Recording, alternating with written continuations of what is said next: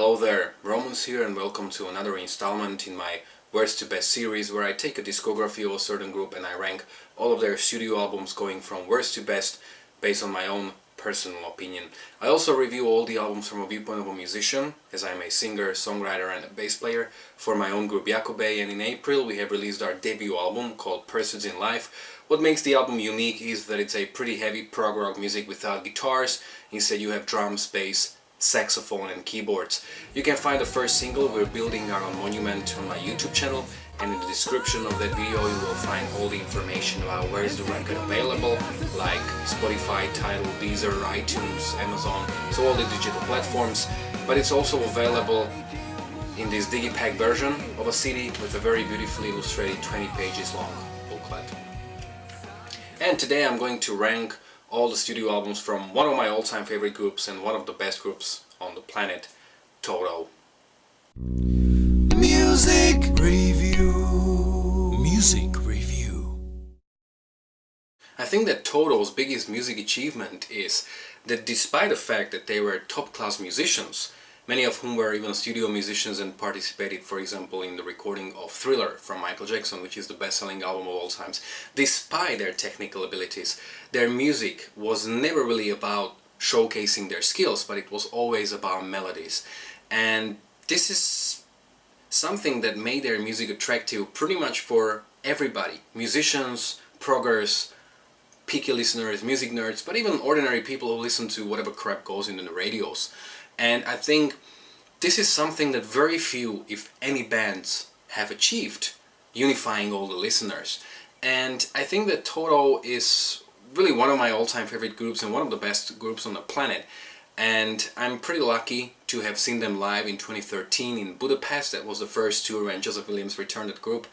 And similarly to what I said about Europe when I was doing their worst to best, I don't really think they release any weak or bad albums, and with that in mind I'm going to rank just their 12 studio albums, so no soundtracks, no live concerts, no greatest hits or some covers albums, so just the studio albums. Let's start. At number 12 I have Tumble from 1995. This was the second album with Steve Lukather being the frontman of the group. He's one of the founding members of the group and he was there pretty much since the beginning. He's the lead guitar player and he always sang like one or two songs per record, but this was the second album where he pretty much handled all the singing duties, and he's one hell of a singer. I think his voice is enough to carry the whole record. But of course certain diversity and certain colorfulness was lost. Think about the record 4 from Toto. It had vocal performances by 4 different musicians. Here we had only one. The big issue with Tumble in my opinion is that it's too long as a record. I mean, Toto used to have 40 minutes long records and this is I think around an hour long. Therefore there are some fillers, like for example Gift of Faith, which is just too long and repetitive, and If You Belong to Me and Baby He's Your Man are very average tracks. But of course there are also some great tracks. There are 2 really beautiful ballads, I Will Remember, one of the best tracks from Toto, and The Other End of Line. And then great songs are The Turning Point, which is funky but energetic and memorable, then The Time Is the Enemy, Drag Him to the Roof, and phenomenal instrumental Dave's Gone Skiing. At number 11 I have the follow-up record, Minefield from 1999. This was the record that saw the return of Bobby Kimball, the original singer who came back after 17 years, and certain magic was restored, I'll give it that, but this record again suffers from an extremely long running time. It's an hour and 14 minutes long. If you watch my reviews you know that I'm not a big fan of very long records. If a record is over an hour long it has to be very colorful and very diverse in order to keep my attention.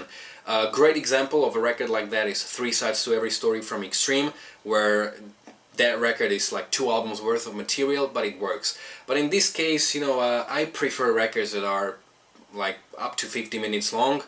And you know, the other day I had a conversation with my mom and I told her that, and she was like, no, I don't agree with you. I think that the more music you get from a band the better, right?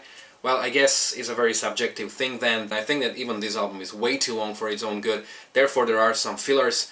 After You've Gone sounds pretty much like Gift of Faith Part 2. High Price of Fate is a song that in my opinion has like a minute or 2 minutes worth of ideas and it's stretched over to 9 minutes. It's a song that if it was some kind of a jam on a live gig, it would be okay, but I don't really think it works as a track on the album. Also, No Love is kind of average, and so is Melanie. Also, another funny thing is that there are two songs, Selfish and Caught in the Balance, and both of these songs are actually kind of samey. Every time I listen to Selfish, I can hear the chorus from Caught in the Balance. Both songs are actually pretty amazing. I especially prefer Caught in the Balance. Minefield, the title track, is cool. Mysterious Waves is that kind of like old school Toto. Then Mad About You is, in my opinion, the best track on the album. Lost Love is also a pretty traditional Toto ballad. Kind of reminds me of Never Tear Us Apart from INX's. Also, One Love and Cruel are cool tracks. I even like Better World parts 1 to 3. I especially prefer part 1, that is very proggy. At number 10 I have Toto's debut album from 1978. This album tends to be ranked among their best albums. I can definitely see why. First, let me break down the record and then I'll explain why it's so low on my list. The album opens up with a very iconic instrumental opener, Child's Anthem. So that's an amazing song. And the rest of the album can be divided into two parts. You have like uplifting rock songs with very catchy melodies. These are the tracks like I'll Supply the Love, Manuel Aran, Rockmaker. My personal favorite is Girl Goodbye, which has almost like a prog vibe. It's an excellent track. And of course, one of the two most famous tracks from Toto and one of the two tracks that everybody knows, Hold the Line. The other half of the record is made out of like pop, jazz, funky songs with a very strong 70s atmosphere, like Georgie Porgy, one of their best songs. You Are Flower or Taking It Back. Both of these tracks have very 70s soundtrack-ish kind of atmosphere, like from some 70s movies. And we also have one of the first traditional Toto ballads, Angela, but it has a rock twist. But the reason why this record is so low on my list is that it wears out rather quickly. I mean, the songwriting is really great, but I think every record has an amount of listenings until you simply get so familiar with the record that the record cannot really surprise you with anything more. And I think that Toto's debut album wears out relatively quickly, at least for me. At number 9 I have Toto's sophomore record, Hydra from 1979. This is pretty much the same album as the Toto's debut album, but it's like a more technical, more proggy version of the debut album. I used to consider Hydra to be the weakest album from Toto, but it's because of that kind of a prog tendencies that you have to listen to it more, and that's even why it's a little higher than the debut album, because it will hold on a little longer than the debut album, even though it also wears out at certain point. I think the best example of this record is the title track Hydra, which is really like the debut album, but it's with that prog vibe. It's a very epic track. And then again, the rest is divided into those uplifting rockers with catchy melodies like Saint George and the Dragon, Lorraine, which is beautifully dynamic, and All Us Boys or White Sister. And then you have those kind of jazz, funky pop tracks like 99, which is a very interesting track. Also Mama, which has almost like that proggy vibe. And probably the first true Toto ballad, Beautifully Mysterious, Secret Love. At number 8 I have Kingdom of Desire from 1992. This was the first album with Steve Lukather being the frontman of the group. And this is also the heaviest and the most rock Toto have ever been. It's a combination of rock with funk and soul, and this is a record that gets most of the criticism for being so different from all the records that were preceding it. But I think that there are some really great groovy songs, like for example Gypsy Train. My personal favorite is She Knows the Devil, and there's a fantastic instrumental, Jake to the Bone. Then for example the title track, Kingdom of Desire, is just such an epic track. There's also a song called Don't Chain My Heart that I just can't help it but always think about a song, Unchain My Heart from Joe Cocker. They are kind of similar. And probably the only reminder of Toto's 80s sound is the ballad The Other Side. So yes, this is a kind of a long record, and if you don't really focus on the songs, they may kind of blend together. And this was also a record I used to not like very much from Toto, but before summer 2018 I revisited this record and I actually find myself enjoying quite a lot. It's definitely very different, and if you are into Toto's 80s music, this may not necessarily be for you, but I think you should give it a chance because this is a really This is really a great album. At number 7 I have Isolation from 1984. This was the first album where they had to replace the original singer and they got Fergie Frederiksen. He was a fantastic singer in my opinion, and he had that sort of like traditional 80s voice. Isolation is a record that I've listened to in winter 2013. That's why every time I think of this record I see snow and I feel like it's winter again. The songwriting on this record is really very solid. I really like this album. The best songs in my opinion are Strangers in the Night, Isolation, very proggy, Mr. Friendly. So yeah, this is a great album. Holiana, for example, sounds kind of like Beatles in the 80s, I guess. So this is a really great album. There are simply records I like more, but it has, I think, its pretty honorable place in Toto's discography. And if you find the sound and the voice of the singer interesting, you should also check out the British AOR group called Shy and their record Access All Areas, which is very similar to this record. At number 6 I have Falling in Between, the second album since the Bobby Kimball's return. This is a record from 2006 and their only album in 2000s. And the title track is probably the most badass track from Toto. I love how Bobby almost screams in those verses, and then you've got that very Eastern influenced chorus. I kind of wish there were more songs like that, or even if they made a whole record like that, because the rest is pretty much a traditional Toto, albeit with a more of a technical and jazz elements. And there, despite the title track, there aren't necessarily any standout tracks, but the track list is very solid, the songwriting is really great. So, tracks like Dying on My Feet, Hooked, Let It Go, Radio Friendly, Bottom of Your Soul, then you've got that uplifting King of the World, beautiful jazzy ballad Simple Life. There's also a song called Change Your World that kind of sounds like Kingdom of Desire Leftover, but just with Bobby's voice on there. I think that this is a very, very solid record. Okay, let's do number 5 and let's do something controversial. So at number 5 I have 4 from 1982. This was Toto's commercially most successful record. This is usually considered to be the best album from Toto by critics, by fans, and even by the band themselves. I can definitely see why. This is a great album. It's pretty much fantastic from start to finish. Also, one of the things that I really love about this record, and this is only one of 2 records that has vocal performances by 4 different musicians. You have David Pike, Steve Lukather, Steve Porcaro, and you have Bobby Kimball. The most famous song from this album is the second track that pretty much everybody knows from Toto, Africa. My personal favorites are Rosanna, Make Believe, Good For You, It's a Feeling, Waiting For Your Love, even Africa. Really fantastic tracks, and there's not really much to say. This is pretty much essential Toto album. But there are records I like more. Okay, number 4. At number 4 I have the latest studio album as of now from Toto called 14 or XIV, call it whatever you want, from 2015. This is the record that saw Joseph Williams returning to the group since the late 80s. And I've read a review and I pretty much agree with what was said, that this is a band not living in the past, but acknowledging it and admitting it and even building up on it.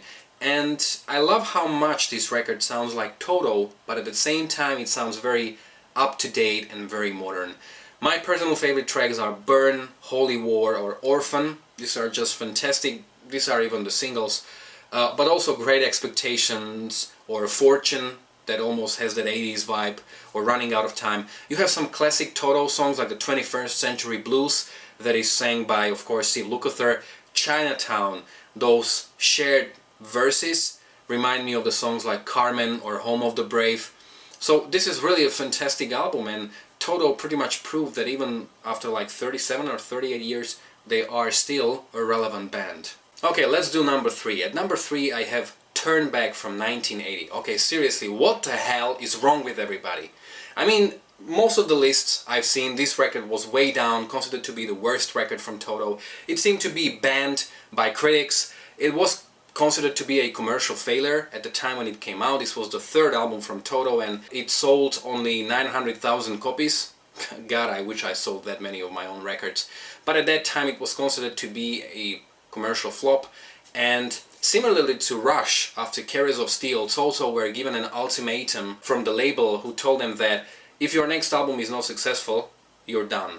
Fortunately, 4 became their best-selling record, but Turn Back, it seems to be not only overlooked by critics and fans, but also by the band, because earlier this year they have released a greatest hits compilation, and they have like 1, sometimes 2, sometimes 3 songs from their first 8 studio albums, with the exception of Turn Back. And I've checked almost all of their official compilations, and there are no songs from Turn Back. I mean, why is that? This album is an absolute classic from start to finish. I mean, whoever says that 4 is a great album and says that Turn Back is not, is a freaking hypocrite. I mean, 4 is actually a carbon copy of Turn Back, and I actually prefer Turn Back. Just, if you don't believe me, listen to the song English Eyes. It's such a great song, and that moment at 3.5 minutes when he screams that beginning of the next chorus, that's just goosebumps every time. Million Miles Away, Live for Today. I mean, come on people, give this album a chance. This is one of their best albums, and I just love this record so much. I don't really understand all the hate. At number 2 I have the 7th one from 1988. This is the ultimate 80s Toto album, also the last one for that matter. First 5 tracks are pretty much standout classics. Pamela, You Got Me, Anna, Stop Loving You, and Almost Tribal, Mushanga. I really love Joseph Williams as a singer, he's great. Then you have some uplifting rockers, Stay Away, Straight for the Heart, Only the Children, then very atmospheric, almost artistic, 1,000 Years, beautiful These Chains, and that epic final track, Home of the Brave. This is a masterpiece, really. Fantastic album from start to finish. There isn't even anything else I could say about this record, only that grab it and listen to it, it's really great.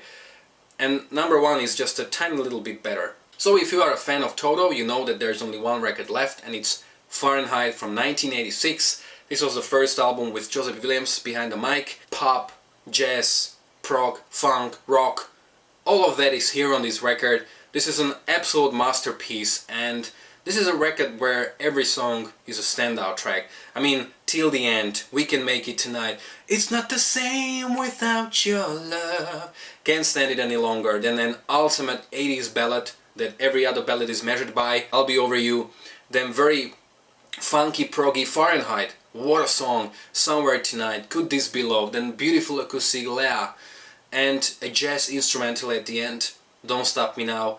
It doesn't get any better than this, and what more to say? If you are a musician, or if you like Toto, or if you like music, you should listen to these records, and you should listen to my top 5 records from Toto. Before I finish this video, there's one funny thing that I've noticed with Toto. Have you ever looked at the names of their songs? There are so many female names, like, okay, let me go in the chronological order.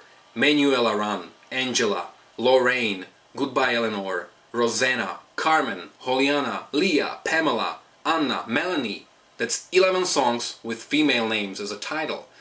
So their last 2 records don't have any female names as the titles of the tracks, so I guess all the band members found themselves girlfriends or wives.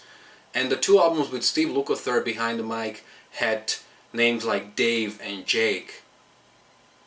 What's that about? Of course, I'm just joking. So, how do you like this video? You can let me know in the comment section below what is your own worst to best list of Toto's records. I'm really interested to hear yours. You can also write down if you agree or disagree with me. If you like this video, don't forget to hit the like. You can follow me on Facebook or on Instagram. You can find the links to both in the description of this video below. Also, if you enjoyed this review, don't forget to subscribe, to check out my own original music, my live performances, and my other worst to best videos. Thanks a lot for watching.